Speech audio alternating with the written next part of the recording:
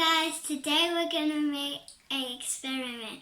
First you need 2 eggs, then you need 1 spoon, then you need 2 glass of water, then you need salt. First you put the egg in the normal water, and then you put the salt in,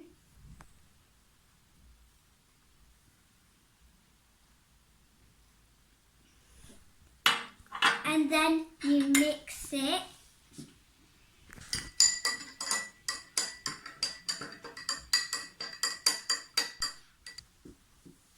Then you put the egg in.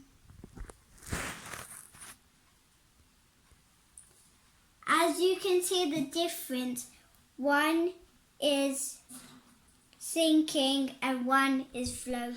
If you like this video, like, share, subscribe. Bye!